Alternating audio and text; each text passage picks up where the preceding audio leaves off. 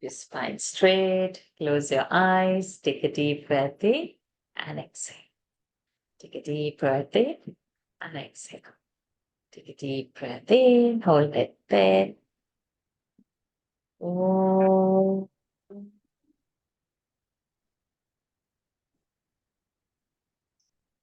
Oh.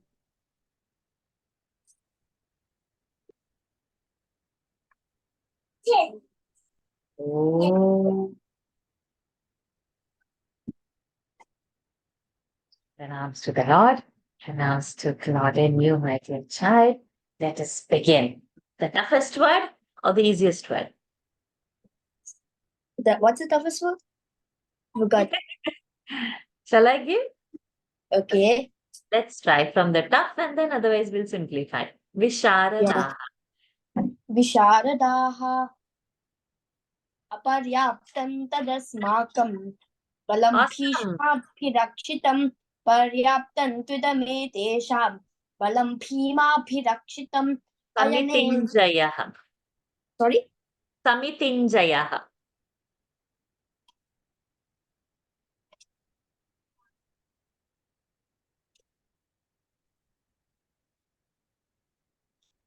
Anye cha Krupascha. Krupascha samitinjayah ashwathama vikarnascha saumadattistathaiva cha anye. Yudhishthiraha. Sorry? Yudhishthiraha. युधिष्ठिरः नकुलः सहदेवश्च Very good. घोषमणिपुष्पकौ काश्यश्च परमेश्वासः शिखण्डी च महारथः Pandavaha. पाण्डवः ऋषिकेशं तदा वाक्यम् इदमाह महीपते Arjuna Dhananjayaha. Dhananjay Ashwatthama विकर्णः. No, that you said. Samitinjayaha, you said Ashwathama Vikarnascha. So what was Now the word? Dhananjayaha. Dhananjay नकुलः सहदेवश्च. No, Nakulas you said. Yudhishthiraha, Nakulas Sahadevascha. Oh, Dhananjayaha. पौन्द्रं दध्मो Correct. महाशङ्खं भीमकर्मावृकोदरः All the words that we did, we will start again. Visharadaha. विशारदाः अपर्याप्तं तदस्माकं बलं भीष्माभिरक्षितं Samitinjayaha. समितिञ्जयः अश्वत्थामाभिकर्णश्च सौमदत्तिस्तथैव च Yudhishthiraha. युधिष्ठिरः नकुलः सहदेवश्च घोषमणिपुष्पकौ Dhananjayaha. Dhananjay पौन्द्रं दध्मो महाशङ्खं Excellent. भीमकर्मावृकोदरः. Sanjaya Uvacha. Second one or 24th? Second one. Sanjay उवाच दृष्ट्वा तु पाण्डवानीकं Dale, why Mahaprana issue? Not Drishtva. Drishtva, the Alpa Prana. दृष्ट्वा तु पाण्डवानीकं यूथं दुर्योधनस्तदा आचार्यमुपसंगम्य राजा Another वचनमब्रवीत्. Sanjaya Uvacha. 24. संजय उवाच एवमुक्तो ऋषिकेशः उदाकेशेन भारत सेनयोरुभयोर्मध्ये स्थापयित्वा रथोत्तमम्. Karanascha. Huh? Karanascha. कृपश्च समितिञ्जयः Correct. Now Vikaranascha. सौमदत्तिस्तथैव च Correct. Now Viratascha. विराटश्च सात्यकिश्चापराजितः द्रुपदो द्रौपदेयाश्च Another Viratascha. सौमदत्तिस्तथैव च. That is Vikaranascha. Oh, Viratascha. द्रुपदश्च महारथः धृष्टकेतुश्चेकितानः काशीराजश्च वीर्यवान् पुरुजित् कुन्तिभोजश्च Okay. Draupadeyascha. द्रौपदेयाश्च सर्वशः पृथिवीपते सौभद्रश्च महाबाहुः शङ्खान् दध्मुः पृथक् पृथक् सघोषो Another Draupadeyascha. द्रौपदेयाश्च सर्व एव महारथाः Very good. अस्माकं तु विशिष्टाये महारथः. महारथः धृष्टद्युम्नो विराटश्च Very good. Another सात्यकिश्चापराजितः महारथः. महारथः द्रुपदो द्रौपदेया what is the word again? महारथः. Bhishma Drona Darling. First one, what did you say? Maharathah. So You forgot. Maharathah. Okay, try again. Okay, so I'll give the first one you chanted, right? Shikhandi cha. Shikhandi cha Maharathah Drishtadyumno So you said Viratascha. this first. First you said this. Drishtadhyumno viratascha. Now similar line, Maharathaha. Drishta. O Drishtaketushchekitanah Kashirajascha Viryavan. They don't ask so tough, okay? But we are just training. That's why you know word by word, you know from the starting of all the padas. I'm just doing middle and end and all. Okay. Again, we'll just start again. Maharathaha. Drishtadyumno Viratascha Satyakishcha Parajitah. Another.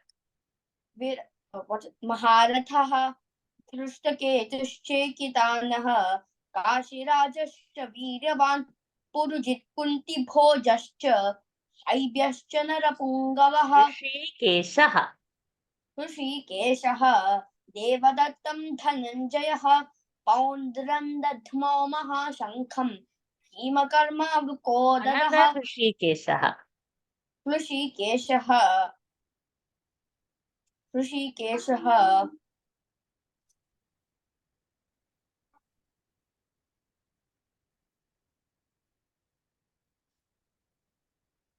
I forgot yesterday also. 24th. Oh, Hrishikeshah Devadattam Dhananjayah. That was now the 24th one. Gudakeshena Bharata. Okay, let's repeat this. Let's repeat this. Rishikeshaha. Devadattam Dhananjayah. Continue. Paundarandadmo Mahashankham Bhimakarma Vrukodarah. Another Rishikeshaha. Hrishikeshah Gudakeshena Bharata Senayorubhayor Madhye. Now Rishikesham. Hrishikesham tada Vakyam Damaha Mahipate Arjunuvacha Senayorubhayor Madhye Ratham Sthapayamechyuta. Another Senayor. Senayorubhayor Madhye Sthapayitva Rathottamam Partha Pashyaitam Tamavetan Kuruniti. Hari Om. Correct. Excellent. Very well done. Okay, now we will do some small chittu pittu things. Bhavan. Bhavan Bhishmascha Karnascha Krupascha Samitinjayah Ashwat.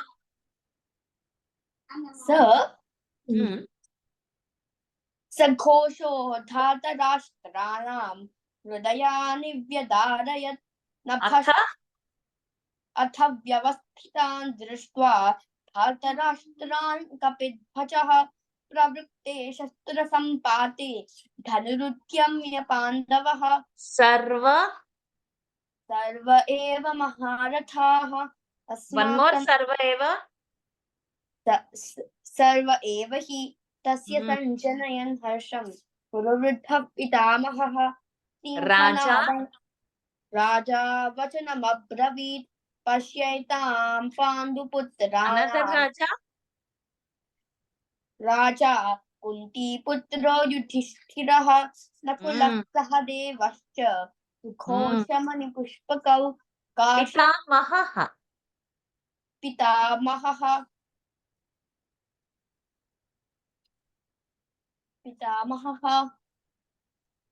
Paundarandadmo is Dhananjaya. Oh, no. Pitamaha Guru Vruddha. Correct. Yes, Oh. correct. सिंहनादं विनद्योच्चैः शङ्खन्दध्मौ प्रतापवान् Now Shankhan Dadhmu. शङ्खादध्मुः पृथक् पृथक् सघोषोद्धातराष्ट्राणां हृदयानि व्यदारयत् नभश्च पृथिवीं चैव तुमुलोऽव्यनुनादयन् अथ व्यवस्थितान् दृष्ट्वा धातराष्ट्रान् कपिध्वजः प्रवृत्ते शस्त्रसम्पाते Praharanaha. Praharanaha. प्रहरणाः सर्वे युद्धविशारदाः अपर्याप्तं तदस्माकं बलं भीष्माभिरक्षितं Just 1 minute. पर्याप्तं Sutiksha, you want to continue at 6:15 time? You don't want to come after 7:30? Ma'am, that is tomorrow. Ah, okay. Sorry, my bad. Okay, fine. Okay, just hold on. I'm just finishing out of with me. Okay, continue. Praharanaha. प्रहरणाः सर्वे युद्धविशारदाः अपर्याप्तं तदस्माकं बलं भीष्माभिरक्षितं पर्याप्तं त्विदमे तेषां बलं भीमाभिरक्षितम् अयनेषु च सर्वेषु यथा भागमवस्थिताः Arjuna. अर्जुन उवाच सेनयोरुभयोर्मध्ये रथं स्थापयमेच्युत Yotsamanan. योत्स्यमानान् वेक्षेऽहं य एतेऽत्र समागताः धातराष्ट्रस्य दुर्बुद्धेः Priyachikirshavah. प्रियचिकीर्षवः सञ्जय उवाच एवमुक्तो Excellent. Well done. ऋषिकेशः Well done, my dear. Well done. Good. So we'll meet again tomorrow and then we decide further. So now wherever you pause little bit, you watch your video and then Yes. just rectify. But you have memorized. So much difficult they don't ask. But who knows, if you're going to tie, then you need to be prepared for it, right? Yes. Okay, love you loads. All the best. See you tomorrow. Bye. Bye, Hari Om darling. Shanti. Hari Om. Yes, Sudiksha dear, let us start. You know what? I gave you seeing 5 o'clock time in today's schedule. Sorry, that's 7:30 time. Now I'll just see if tomorrow I've not given anybody this 7:30 time. I've written my schedule in India time so that I don't miss. That's why in my head now two timings are going on, the Singapore and India time, but I'm still missing. I'm so sorry. Okay. You want difficult or you want tough? Tough. That's very tough. Good. Let's start. Sarva eva. सर्व एव महारथाः अस्माकं तु विशिष्टाये तान्निबोधद्विजोत्तम Another sarva eva. सर्व एव हि तस्य सञ्जनयन् हर्षं कुरुवृद्धः पितामहः सिंहनादौ विनद्योचैः शङ्खं Maharatha. महारथः धृष्टकेतुश्चेकितानः काशीराजश्च वीर्यवान् Another. महारथः धृष्टद्युम्नो विराटश्च सात्यकिश्चापराजितः द्रुपदो द्रौपदेयाश्च Continue.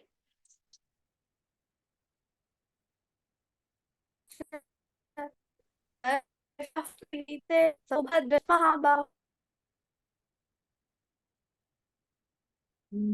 My connection is giving me a problem.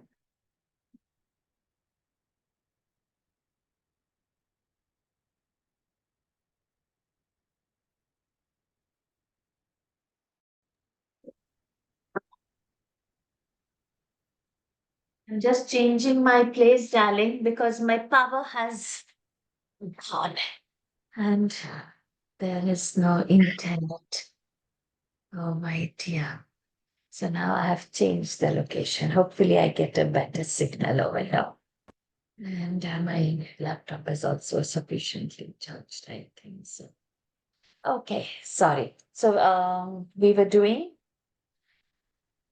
अथ व्यवस्थित Maharatha, we were doing. Huh.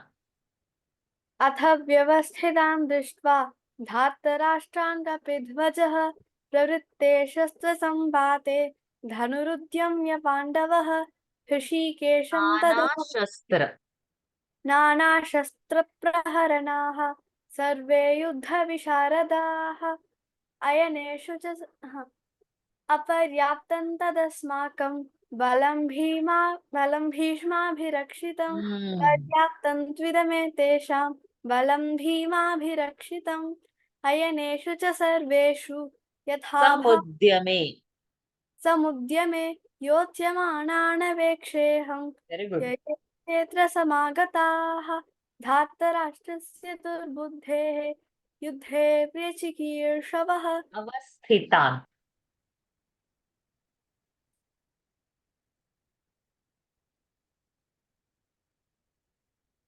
कामान् अवस्थितान् कामानवस्थितान् योद्धुकामान् अवस्थितान् योद्धुकामानवस्थितान् कैर्मया सह योद्धव्यम् अस्मिन् रणसमुद्यमे योत्स्यमानानवेक्षेऽहं एतेऽत्र समागताः कर्णश्च कर्णश्च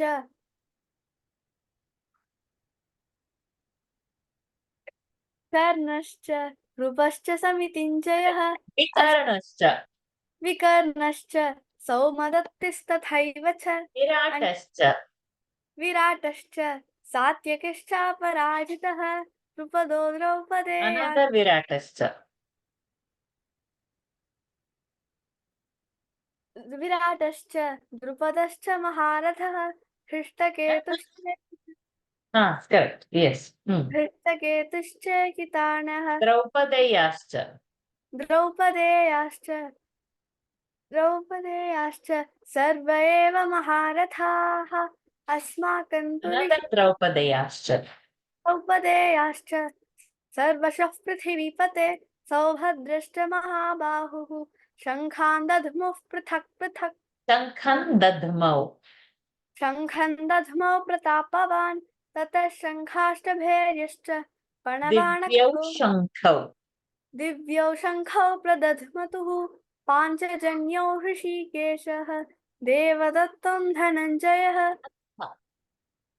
पद्म ततः ततः शङ्खाष्टभैर्यश्च पणवाणकगोमुखाः did you say panavanaka what did you say पणवाणकगोमुखाः panavanaka सहसैवाभ्यहन्यन्त सशब्दस्तु मुलोऽभवत् ततः Hmm. श्वेतैर्हयैर्युक्ते महति स्यन्दने स्थितौ माधवः पाण्डवश्चैव दिव्यौ शङ्खौ प्रदध्मुः ऋषिकेशः ऋषिकेशः देवदत्तं धनञ्जयः पौण्ड्रं दध्मौ महाशङ्खम् अनदर ऋषिकेशः ऋषिकेशः गुडाकेशेन भारत Very good. सेनयोरुभयोर्मध्ये स्थापयित्वा रथोत्तमम् अनदर सेनयोरुभयोर्मध्ये सेनयोरुभयोर्मध्ये रथं स्थापयमेच्युत Excellent.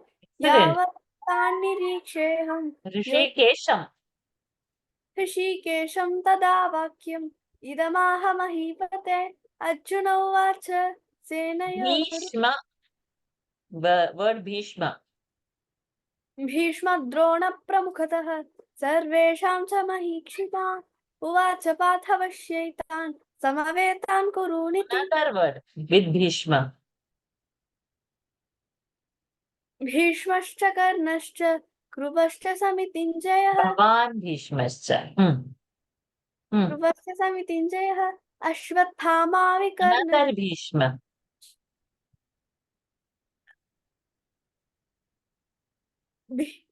भीष्माभिरक्षितं पर्याप्तं त्विदमेते बलम् बलं भीमाभिरक्षितम् another Bhishma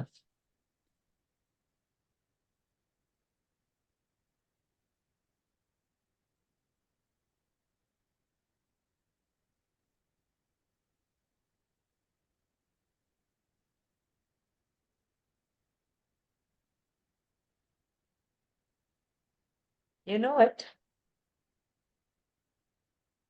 No. okay what was your before this which Bhishmam you said Balam Bhishmabhi. Yes, Yeah? indeed. Continue that. बलं भीष्माभिरक्षितं पर्याप्तं त्विदमेतेषां बलं भीमाभिरक्षितम् Continue. अयं च सर्वेषु यथा भागमवस्थिताः भीष्ममेवाभिरक्षन्तु So, which is the fourth one? Jasna Bhishma भीष्ममेवाभिरक्षन्तु भवन्तः सर्व एव हि So tell me now all four Bhishmas. भीष्मद्रोणप्रमुखतः Okay. भीष्माभिरक्षितम् Hmm.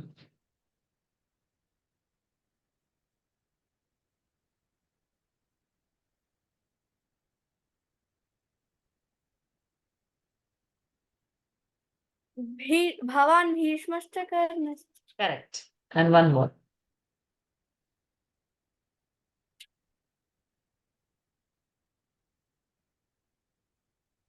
बलं भीष्माभिरक्षितम् That we finished. One more. Just now the last one, which I said. Which comes in Ayaneshu. भीष्ममेवाभिरक्षन्तु Correct. भीष्ममेवाभिरक्षन्तु भीष्मद्रोणप्रमुखतः बलं भीष्माभिरक्षितं भवान् भीष्मश्च. We'll keep it in mind, all these. Yes, Hmm? indeed. महारथः. महारथः धृष्टकेतुश्चेकितानः वीर्यवान् पुरुजित्कुन्तिभोजश्च शैव्यश्च Another नरकुल Maharatha.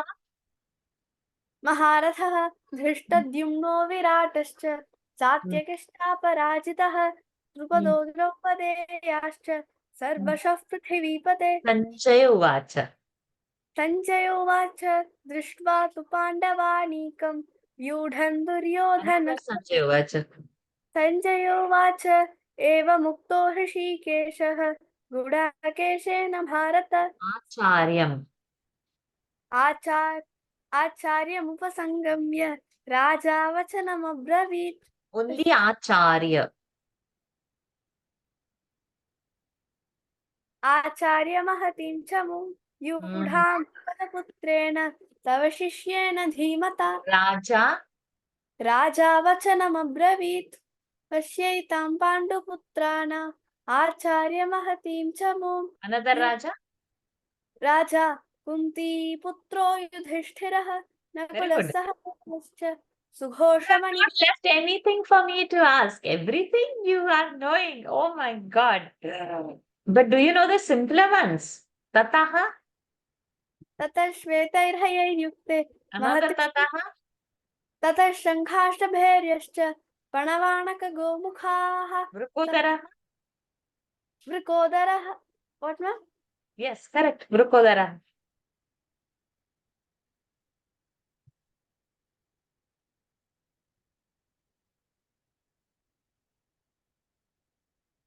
Hmm? You know it. Say, just say it in your mouth 2, 3 times, you'll get it. Say. Vrukudaraha. Bhimakarma. वृकोदरः अनन्तविजयो राजा कुन्तीपुत्रो युधिष्ठिरः नकुलः सहदेवश्च सुघोषमणिपुष्पकौ Shankhan dadmuhu. शङ्खान् दध्मुः पृथक् पृथक् सघोषोधार्तराष्ट्रान् Shankhan dadmau. शङ्खं दध्मो प्रतापवान् ततः शङ्खाष्टभैर्यश्च पणवाणकगोमुखाः Vrukudaraha. वृकोदरः अनन्तविजयो राजा कुन्ती Karanascha. कर्णश्च कृपश्च समितिञ्जयः अश्वत्थामा मम विकर्ण सैन्यस्य. मम सैन्यस्य सैन्यार्थं तां ब्रवीमि ते भवान् पुष्टकर्णश्च कृपश्च समितिञ्जयः य एते. ययेतेऽत्र समागताः धार्तराष्ट्रस्य दुर्बुद्धेः तुमुलो. तुमुलो व्यनुनादयन् अथ व्यवस्थितां दृष्ट्वा Another tumulo.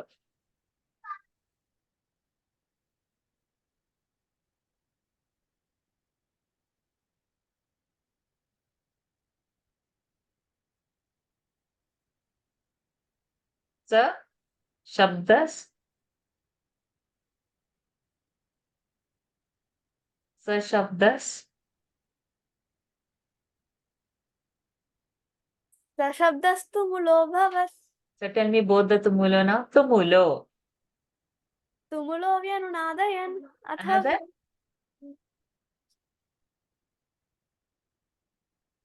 दस् तुमुलो Tumulo bhavat.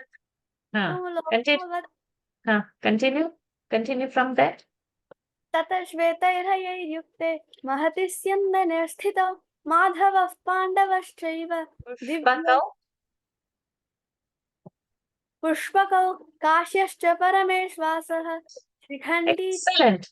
Excellent. This like this tumulo and all they will not ask, but we've just prepared and kept. All straight questions, you know it very well. So no problem at all.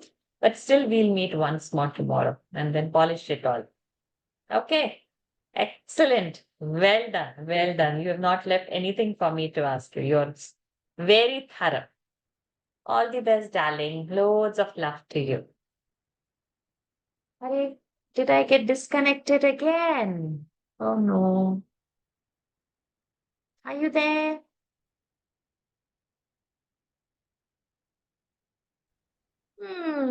Are you there?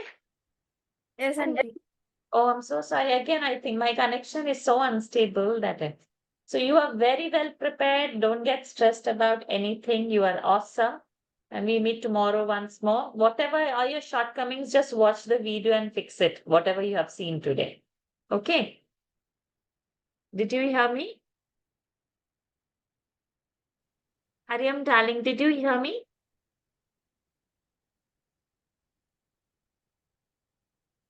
I think you didn't hear me Yes, fully, auntie. right?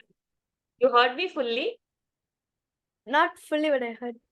Okay. So I was saying you are very well prepared. Whatever little shortcomings you felt today, you watch the video and fill it. And then tomorrow come prepared with this wherever you got stuck today, so you don't get stuck. I've asked you almost everything and you are just bang on answering everything. So generally they ask all straight questions only. For that, you are extremely thoroughly well prepared. So nothing to worry. Okay. All the best to you. Loads of love, darling. We'll just end this session. Okay, auntie. Thank you, auntie. My pleasure. Keep your spine straight. Close your eyes. Take a deep breath in and exhale. Take a deep breath in. Take a deep breath in. Hold it there. Oh.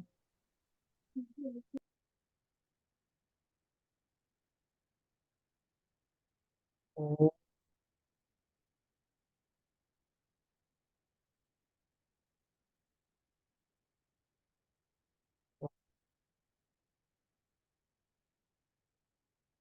Thank you, little one. See you tomorrow, sweet tooth.